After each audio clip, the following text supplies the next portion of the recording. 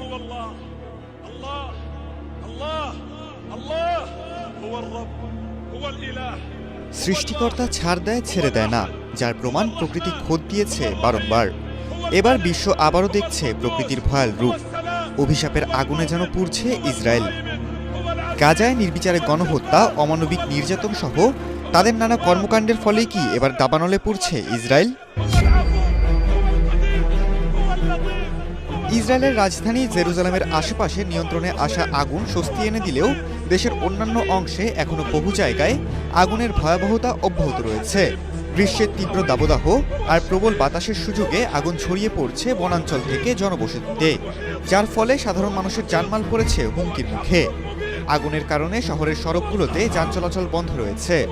ভয়াবহ এই আগুন প্রায় ২০ ঘন্টা ধরে ব্যাপক লড়াইয়ের পর অবশেষে কিছুটা নিয়ন্ত্রণে আনা হয়েছে বলে জানায় ইসরায়েলের ফায়ার অ্যান্ড রেস্কিউ সার্ভিস। কসপি জানান, ৫টি ভিন্ন জায়গায় আগুন ছড়িয়ে পড়েছিল এবং তার নিভাতে সমন্বিতভাবে কাজ করে ইসরায়েল এয়ারফোর্স, পুলিশ সহ অসংখ্য স্বেচ্ছাসেবক। বেইতমির এলাকায় ও পার্শ্ববর্তী রাবিন পার্কের দিকে আগুন যেন না ছড়ায় সেই চেষ্টাও চলে বিমান ও মাটির অভিযান দিয়ে। এই ঘটনায় প্রাথমিকভাবে প্রায় ২,৪৭১ একর জমি পুড়ে গেছে বলে ধারণা করা হচ্ছে। আগুন নিয়ন্ত্রণে আনার সময় ইসরায়েলি বিমান বাহিনী একটি এয়ারিয়াল ম্যাপ তৈরি করে, যা ফায়ার সার্ভিসকে বড়সড় কৌশল নিতে সাহায্য করে। ইসরায়েল প্রতি বছর গ্রীষ্মকালে ভয়াবহ তাপপ্রবাহের মুখোমুখি হয়।